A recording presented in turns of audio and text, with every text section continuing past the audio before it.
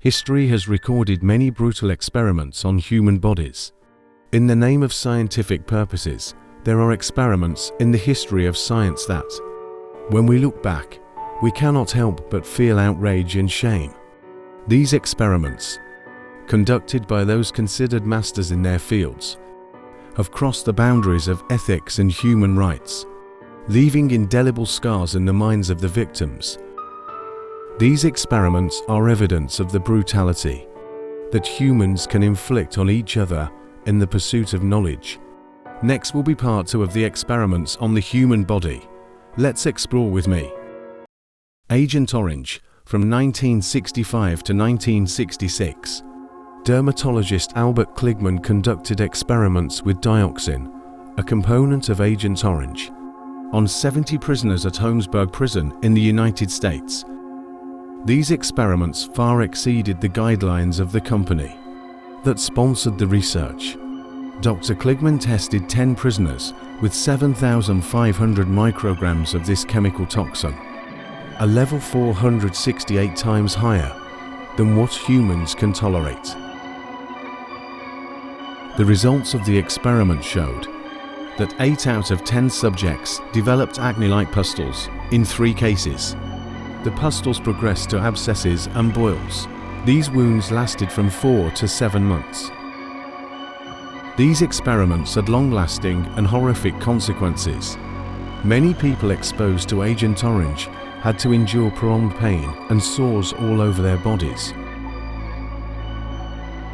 Moreover, those with parents who were contaminated with Agent Orange gave birth to children with many congenital defects.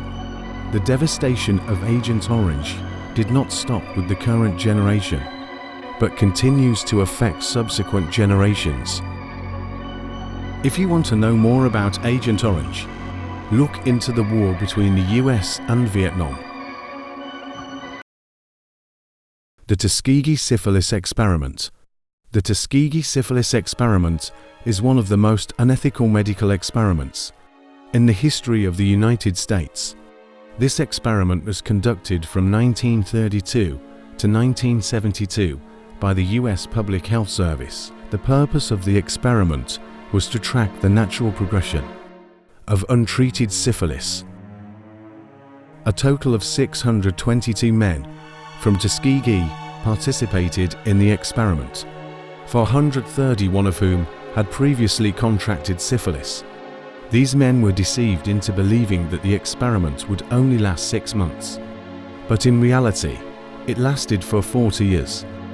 They were promised free medical services, life insurance, and other benefits for participating.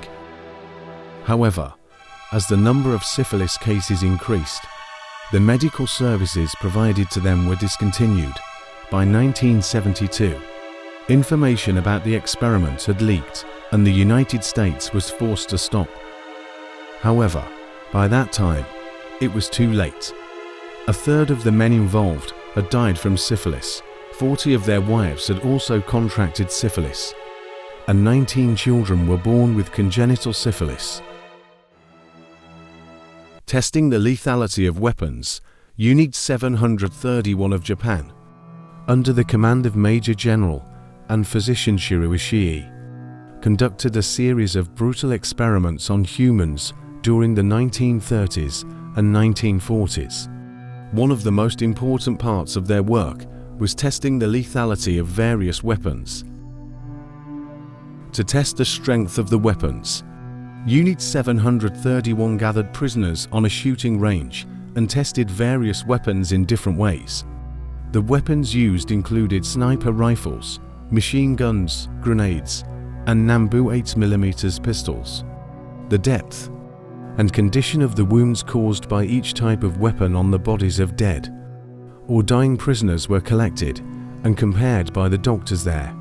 Knives and swords were also tested. On the bodies of prisoners, flamethrowers were tested on both covered and exposed skin areas. In particular, suffocating rooms with various toxic gases and skin-burning substances were set up.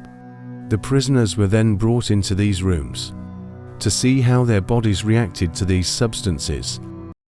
These experiments not only violated basic human rights, but also reflected the cruelty and indifference of those who conducted them. They exploited the trust and faith of others to carry out brutal experiments, sometimes injuring or causing the death of innocent people. At the same time, it is a strong warning about what can happen when we allow scientific ambition to cross ethical boundaries. We need to remember that the ultimate goal of science is to serve the interests of humanity, not to harm each other.